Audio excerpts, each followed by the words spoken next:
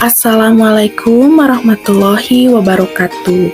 Sebelumnya, saya ucapkan terima kasih kepada Ibu Syari Fitrah Rayaginansi MPD selaku dosen pengampu mata kuliah Teknologi Informasi dalam Bimbingan dan Konseling. Sebelumnya, izinkan perkenalkan diri terlebih dahulu. Saya Dias Azahra Pragmatika dengan NIM 2001010 kelas A1 Bimbingan dan Konseling.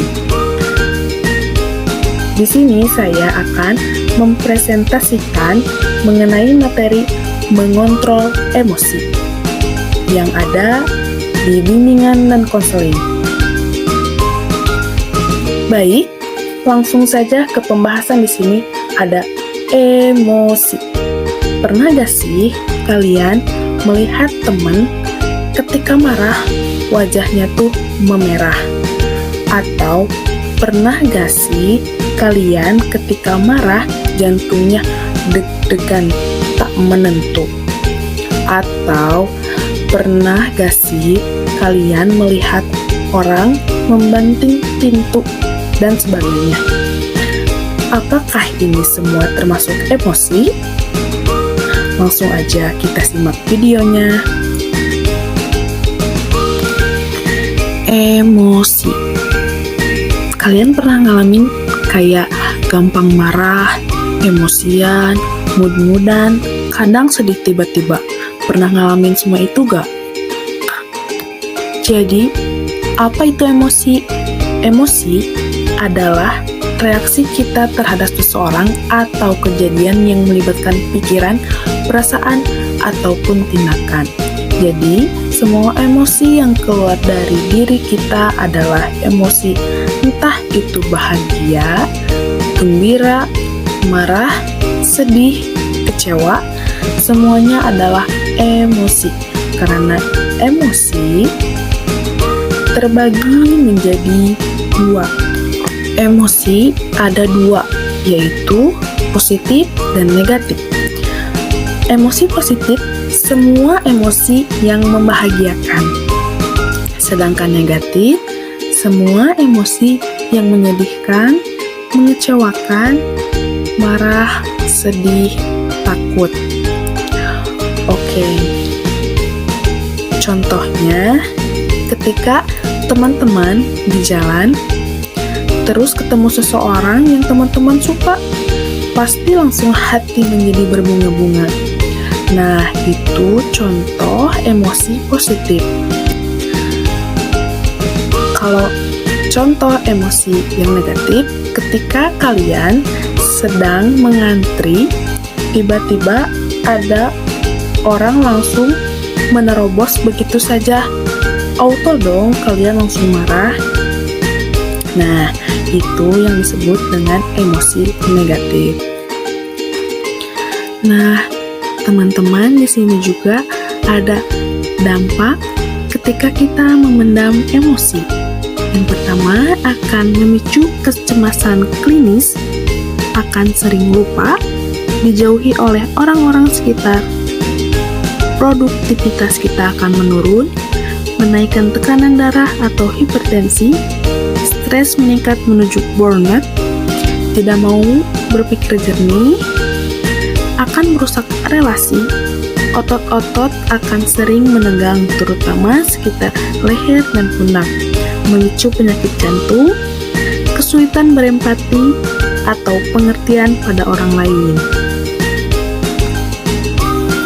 Nah, di sini ada cara untuk mengekspresikan emosi kita pas lagi marah. Kalian bisa juga untuk berolahraga, nyanyi lagu yang pas, joget bebas, menulis, atau bilang ke siapa aja, atau gambar tulis. Ini juga disebut self-healing. Jadi, cara kita sendiri untuk mengekspresikan emosi kita sendiri, mengalihkan rasa emosi kita. Terus, bagaimana kalau kita sedang sedih? Caranya,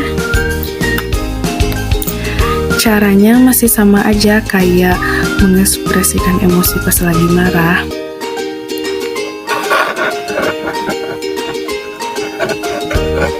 Cuma setiap orang itu berbeda-beda untuk mengekspresikannya. Ada yang ketika suka makan enak, dengan lagu favorit, curhat ke teman, menulis, atau mending tidur aja untuk melupakan emosi itu atau nangis sampai lega. Nah, setiap orang itu berbeda-beda ya untuk cara mengekspresikan emosinya. Nah, terus ketika kita emosi, kebahagiaan, apakah kita perlu mengekspresikannya? Ya perlu dong, asalkan mengekspresikannya sewajarnya saja. Cara terbaik mengekspresikan emosi pas lagi bahagia adalah berbagi kebahagiaan dengan orang lain. Contohnya ketika kita di sekolah menraktir teman atau menolong sesama kita di lingkungan dan sebagainya. Bagaimana? Mudah bukan cara mengekspresikan emosi, baik positif ataupun negatif. Yang penting saat kita mengekspresikan emosi benar-benar harus terkontrol dan terkendali. Mengapa kita harus mengendalikan emosi? Karena emosi yang berlebih hanya akan yang pertama membuat penyesalan, menyakiti hati orang yang sayang ke kita, menambah masalah baru, merugikan diri sendiri, dan dijauhi oleh orang-orang terdekat. Bagaimana cara mengontrol emosi? Kita bisa melakukan yang pertama, diam sejenak. Tarik nafas dan hembuskan perlahan.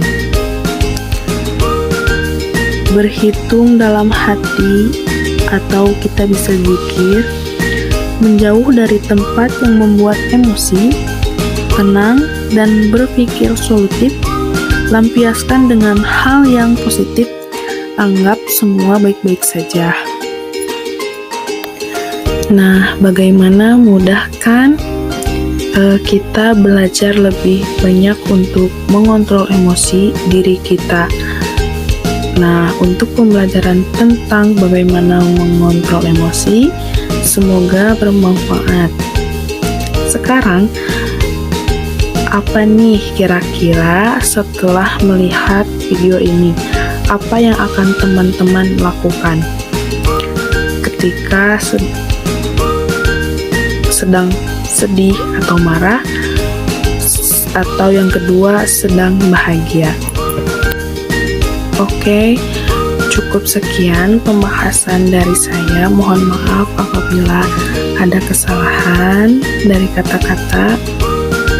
Saya cukupkan sekian dan terima kasih. Bye-bye.